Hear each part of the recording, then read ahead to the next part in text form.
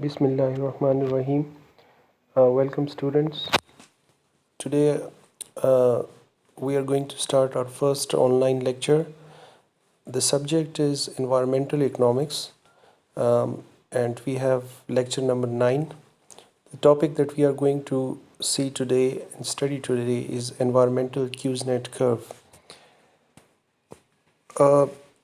Discussion agenda, how we will go about in today's lecture is, first of all, we would going to look at the introduction of the topic, and then we will look at the graphical explanation, that how can we graphically represent the Kuznets curve. Then we would look at the justification for the environmental Kuznets curve, the limitations of the Kuznets environmental curve, and finally the conclusion. So first of all, we look at the introduction of the environmental Kuznets curve. The environmental Kuznets curve suggests that economic development initially leads to a deterioration in the environment, but after a certain level of economic growth, a society begins to improve its relationship with the environment. So this curve was presented by Simon Kuznets, who was a famous American economist. And since there is always a debate going on whether the economic growth that is happening around the world, the GDP rate is frequently increasing. So what kind of impact it is going to have on the environment that we are living in? Because it is very important that we have a sustainable development, and sustainable development means that economic growth in such a way that we do not disturb the environment that we are living in, and that is the economic growth is socially acceptable and politically viable. So these are the certain points that we should have in the sustainable development. So according to Simon Kuznets, uh, according to him, initially the economic growth or economic development is going to disturb the environment or deteriorate the environment. But after a certain level of growth that we achieve, society begins to improve its relationship with the environment, which means that when you cross a certain point in the economic growth, the environment will start getting better off. So, in this process, the level of environmental degradation reduces. From a very simplistic viewpoint, it can suggest that economic growth is good for the environment. The general concept or the general point that we can take from this topic is that economic growth is not bad for the environment, but it can have different stages in which initially it is good for the environment, and later on initially it is bad for the environment, and later on it becomes better. However, the critics argue that there is no guarantee that economic growth will lead to an improved environment. Again, there are critics who cast doubt about this theory, and they still believe, and mostly these critics are people who are pure environmentalists, and they have doubts about the economic growth, whether it leads to a better environment or not. So, in fact, the opposite is often the case. At least it requires a very targeted policy and attitudes to make sure that economic growth is compatible with an improving environment. Um, Things are not very simple. Economic growth can lead to a better environment, but they have to be supported with very targeted policies from the government in order to make it work. So we would graphically look at how the economic growth and environmental relationship work together. We take the income level on the x-axis. So by the income level here we mean the GDP level, or the gross domestic product, and on the y-axis we take the resource use or the waste emissions. So why we take the resource use? Because resources, when there is economic growth, obviously the biggest burden that we have is on the resources. More and more resources will be utilized. So, so first half of this graph shows that when economic growth takes place, or the income level is increasing on the x-axis, the burden on the resources is also increasing, and the waste emissions is increasing. So in other words, we can say that the environment is getting worse with the economic growth. So since this is in inverted U-shaped graph, after crossing the peak point, we have the second part of the graph, where the income level, if it further increases, the environment impact, it gets better. Similarly, we can explain it in the another context with the same graph. If we divide the uh, economic growth in various stages, like the pre-industrial economies, which were dependent on the farming sector, industrial economies which are dependent on the industrial sector, and post-industrial economies which are dependent on the services sector. So the pre-industrial economies are uh, which are dependent on the farming or agriculture.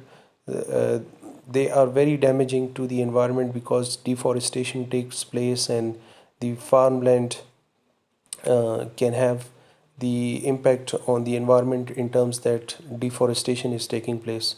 Then we comes to the industrial economies in the middle, where the economies have a very high level of pollution.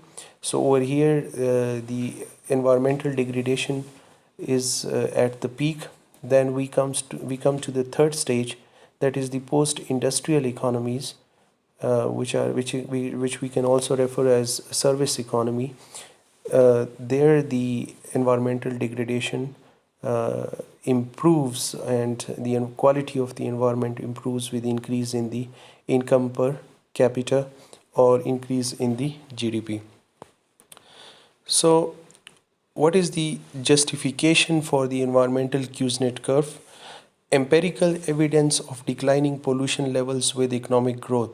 By empirical evidence, we mean that the research which has been conducted, or the data which has been collected for many years for the economic growth and the environmental degradation, and on the basis of that, conclusion has been drawn.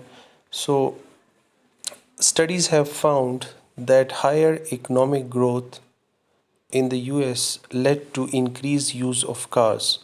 So initially, uh, when the economic growth has increased, obviously, cars is part of the larger consumer goods industry. So when there is economic growth, the income level increases, the standard of living also increases. So the number of cars has increased, which we can say that it is damaging to the environment in terms of the emissions which come from the cars. But at the same time, due to regulation, levels of air pollution, in particular sulfur dioxide levels, declined. So this is something which has been found on the basis of empirical evidence, that when the cars have increased with the economic growth, but at the same time, the government regulations in the form of check and balances on the pollution, they have improved the sulfur dioxide levels in the environment, which leads to a cleaner environment.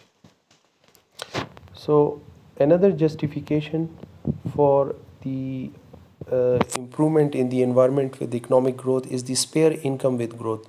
With higher rates of economic growth, people have more discretionary income after paying for basic necessities.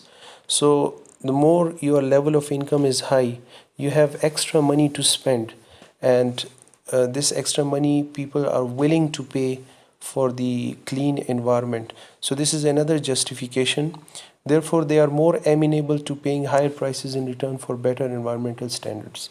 People start caring for a clean environment when their income levels are high. So this also creates another discussion. It can create another discussion of relationship between poverty and environment. So poor people can be assumed that they do not care that much about a cleaner environment as the rich people. Focus on living standards as opposed to real GDP. Well, traditional economic theory concentrates on increasing a real GDP and rates of economic growth. Like the normal economic theory, it emphasizes the increase in the GDP, increase in the level of incomes, and so on. This is the traditional economic theory. But there is a growing awareness between the link of economic growth and living standards can be weak. Uh, like when the economic growth increases, there is also awareness now in the people that the living standard can only be improved not just with the economic growth but with a cleaner environment. Focusing on living standards can become politically popular as the political governments in their manifestos when they go out for the elections.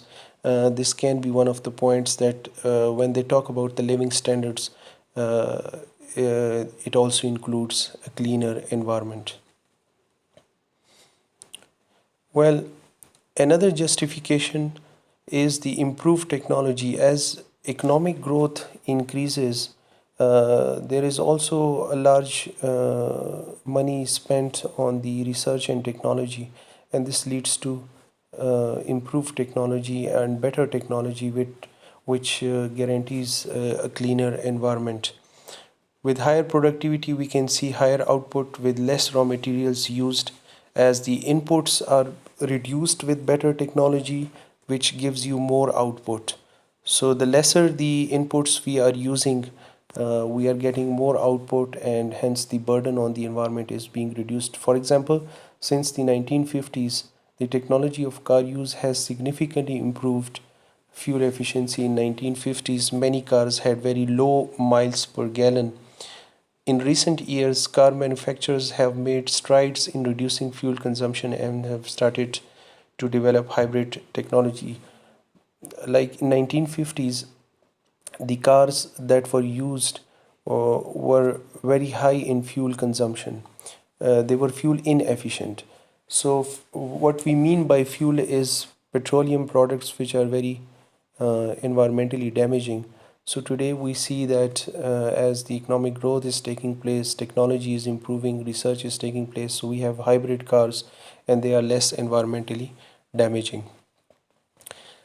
Similarly, we have another justification that with economic growth, the solar and renewable energies are being developed, and the solar energy, as we know, it's least environmentally damaging, and so this is also a justification for the economic growth that it can create cleaner energy, which can create a cleaner environment. And besides this, the cost of solar energy in the recent years has also reduced. That is also helping the environment.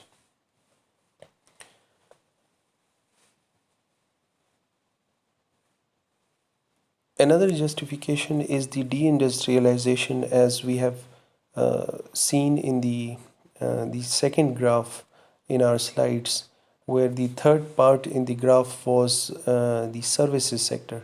So by deindustrialization, we means that we move from agriculture sector to industrial sector, and from industrial sector we move towards the services sector, and the services sector is considered as least environmentally damaging.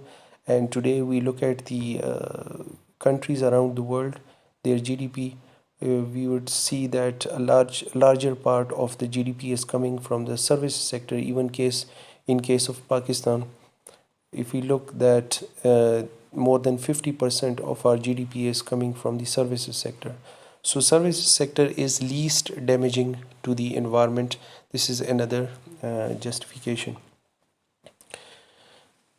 An economy like UK has seen industrialization shrink as a share of the economy. This is what we have just explained, that the larger part of the economy is coming from the services sector.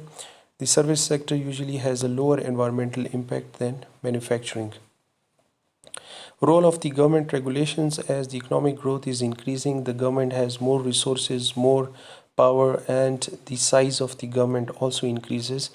So when the size of the government increases, it means the government has more control over the economy in terms of the regulations like taxes and subsidies.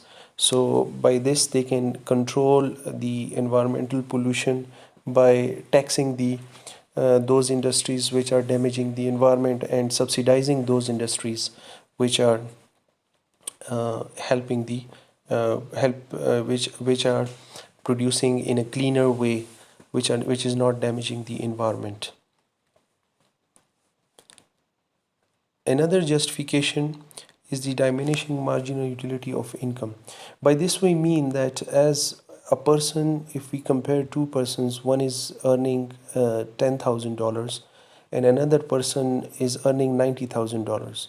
So if we increase $10,000 for the first person and we also increase $10,000 for another person, for the second person who was earning $90,000, the value of the $10,000 for the first person is higher than the person who is earning $90,000. So it means that the person, the second person who is in the higher income bracket is giving less importance to the money, and he would be more concerned about the clean environment, or the place where he is living should have forests and parks and greenery and all these things. So that is only possible if we have high incomes, and that is possible with higher economic growth. Therefore, a rational person who is seeing rising incomes will begin to place greater stress on improving other aspects of the living standards, which is the clean environment. Limitations of the Kuznets environmental curve. Again, there are certain limitations. The empirical evidence is mixed. There is no guarantee that economic growth will see a decline in the pollutants. Pollution is not simply a function of the income, but many factors, for example, the effectiveness of the government regulations, the development of the economy, the population level. There are various things which are contributing. There are various determinants of a cleaner environment. So it's not just the economic growth. The role of the government is very important. The government regulations, how effective they are, how successfully they are being implemented, and the way the economy is developing, the mechanism, and the last and the most important is the population level, if the country is having a high population growth rate or a lower population growth rate. Another criticism is that global pollution. Many developing economies have seen a reduction in the industry and growth in the service sector, but they are still importing goods from the developing countries. This is a very important point. In that sense, they are exporting environmental degradation. Like the rich countries or the developing countries, they are controlling their own pollution, but they are exporting the pollution to the other countries by damaging their environment, by deforestation in their countries. For example, if a country is importing the furniture from developing countries like Pakistan, so obviously there would be deforestation in Pakistan. So there is a global pollution concern as well, which is uh, uh, being emphasized by the critics of this theory. One example is with regard to deforestation. Okay, this point we have already discussed. Um, N-shaped Kuznets curve is again something which is emphasized by the critics. Some economists argue that there is a degree of reduced environmental degradation post-industrialization. But if the economy continues to expand, then inevitably some resources will continue to be used in greater measure. The inverted U-shaped, which is the environmental Kuznets curve, it shows that when economic growth crosses certain point, the economy will improve. But if it continues to grow, the economy or the GDP continues to grow beyond a certain level, the resources will be overused, as we know that resources are limited. So if we continue to put pressure on the available resources, then there is a possibility that the environment again start getting deteriorated. So this will be considered as an N-shaped Kuznets curve, and then can also happen. Countries with the highest GDP have highest level of CO2 emissions. For example, US has CO2 emissions of 17.5 tons per capita. Ethiopia has a comparison of 0.075 tons per capita. Now, obviously, this comes to the size of the economy. The US has a large economy, a very high economic growth as compared to Ethiopia. So it shows that the environment does not have a very good relationship with the economic growth. It will damage as the size of the economy grows. China, again, the second largest economy in the world, has the CO2 emissions which have increased from 1500 million tons in 1981 to 8000 million tons in 2009. In the conclusion, we can say that the link between levels of income and environmental degradation is quite weak. It is possible economic growth will be compatible with an improved environment, but it requires a very deliberate set of policies and willingness to produce energy and goods in most environmentally friendly way. So in the conclusion, we can say that the economic growth can improve the environment. The relationship, though it is weak, but the environment can improve if it is combined with other sets of variables, which is the government. The government is the most important one in terms of the regulations, the check and balances, the taxation, the subsidies, etc. So in that way, if you look at all these things, the population growth rate, so if all these things are taken care of, then we can ensure that the economic growth can result in a clean environment. Thank you so much, students.